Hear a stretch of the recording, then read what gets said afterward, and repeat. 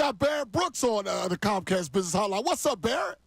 I meant to tell you yesterday when we were on TV together, man. But y'all didn't call me last week, man. I mean, to let me air out what I've been saying to you guys for all season. What have I been saying all season? You've been saying it. If Saquon Barkley wins the rushing title, they're not going to get to the Super Bowl. They're going to win the Super Bowl. I remember saying that. But I also remember saying it does not matter what Patrick Mahomes does. It does not matter what Kelsey or anybody else does. It's all about the Eagle way. We do things the way we want to do it. And that's how they approached this game. They went out there and dictated tempo. They ran the ball, and even though they didn't have success with it, they kept running it because that's what they do, which opened up the passing game. You can't pick your poison. They had to make sure that they ran the ball just enough to keep it one-on-one on the outside, and them boys on the outside took over. That just goes to show how good this team is, number one, how good they're constructed.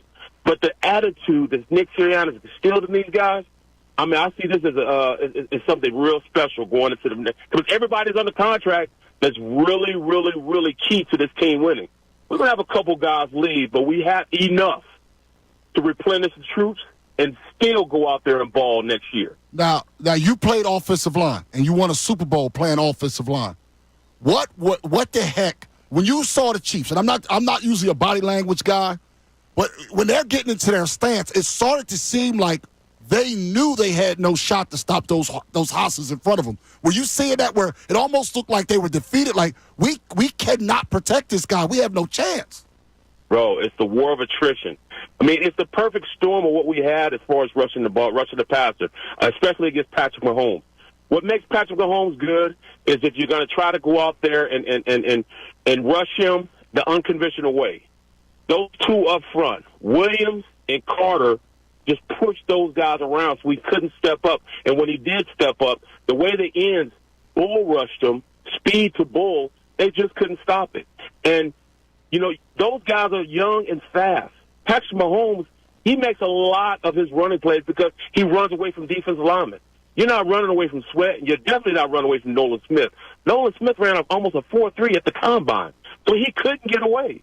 So, man, they just totally dominated that offensive line. They had one guy that played guard who's a great guard that moved the tackle, and the other guy on the other side, he was just shaking in his boots the entire game. In fact, I know he didn't sleep all week going into this game knowing Nolan Smith was going to be lining up against him. Hey, was this a changing of the guard? You know what? I mean, Jalen Hurts taking it away from Mahomes?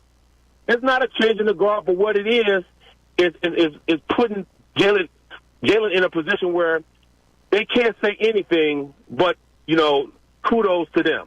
You can't say anything that he is not necessarily a franchise ascending, nothing but a franchise ascending quarterback. That's what he is. And you can't take it away from him.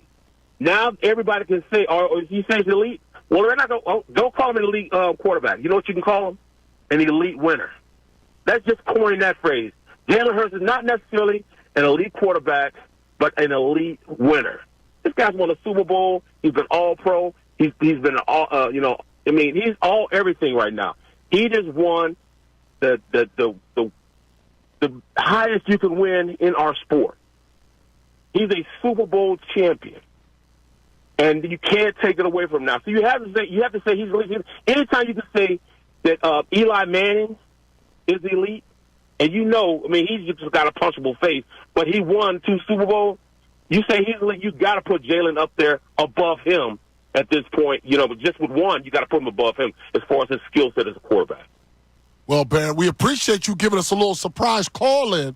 How was it? Are you fully recovered from last night? You guys were you were on 100 last night, as you should have been. Are you fully recovered? You be ready to cover the parade later on this week? Bro, Friday, just like you said, we're canceling Valentine's Day. We going with this. We going with the Super Bowl. It's Super Bowl parade or bust.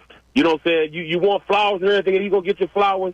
But after, we give our guys the flowers of winning the Super Bowl, bringing a championship to this city. We needed this. Listen, we love you, man. We appreciate you.